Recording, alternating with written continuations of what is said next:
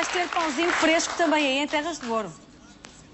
Vai ser uma maravilha, Sónia. Posso dizer, na primeira intervenção vamos falar sobre isso que tu estiveste a abordar, sobre o preço dos cereais, do pão, do agora e do antigamente, e na segunda intervenção vamos fazer aquilo que é o ciclo da broa, desde a espiga até a pôr a massinha no forno. Vamos ensinar a fazer broa, mas para já vamos nos centrar nesta questão que tem saído com alguma assiduidade na imprensa.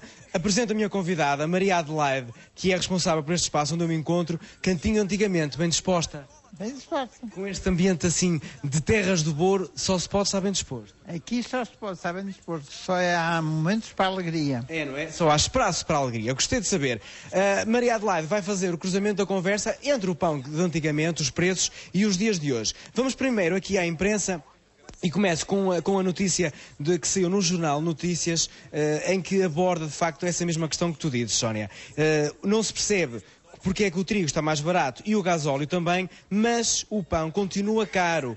Ora bem, os responsáveis da panificação, por exemplo, da Associação da Panificação do Norte, diz que as vendas baixaram 20%. Portanto, como as vendas baixam 20%, portanto, o pão necessariamente não pode baixar. O que algumas famílias estão a fazer é congelar o pão e também diminuir a quantidade de pães que estão a comprar para o consumo em casa.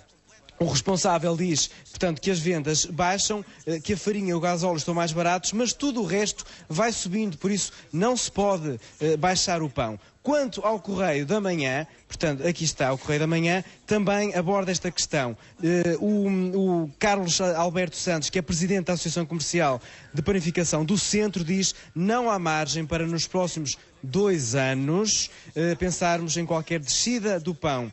Um dado curioso é que comprar o pão na família portuguesa tem diminuído, ou seja, em vez de 12 pães, compram cerca de 8, o que significa uma poupança de 18 euros mensais. Um outro dado curioso é que, por ano, isto desde 2003, o pão subiu cerca de 1 cêntimo. É mais ou menos uma revista de imprensa à volta do pão. Dona Maria Adelaide, tiro dona, Maria Adelaide, antigamente comia-se mais pão.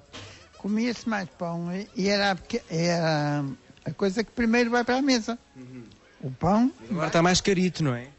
Agora está um bocadinho mais caro e as pessoas estão a tirar ao pão. Nota isso no seu convívio diário, das pessoas que vai falando, que de facto até no pão os portugueses estão a cortar? Alguns.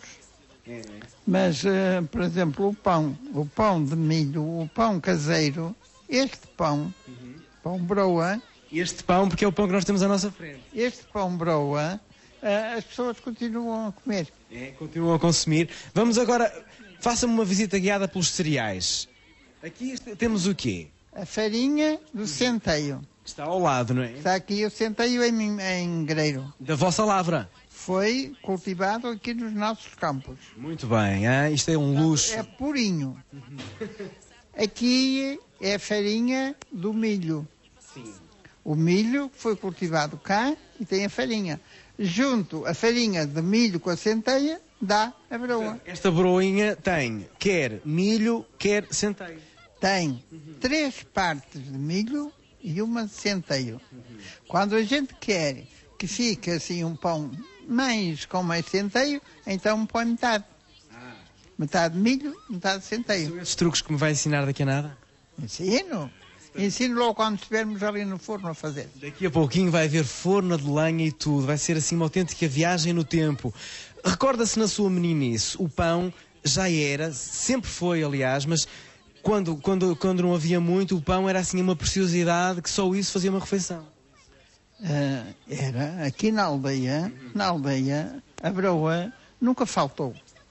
Porque os agricultores produziam, faziam tudo e, portanto, a broa era realmente o primeiro condimento que ia para a mesa e ainda que se comesse pão e sopa, era o pão. O pão tinha que estar. Forno comunitário havia aqui?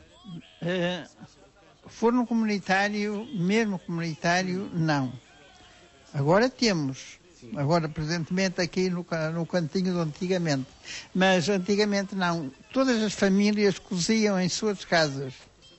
E coziam sempre que se acabava e durava 8 dias ou mais.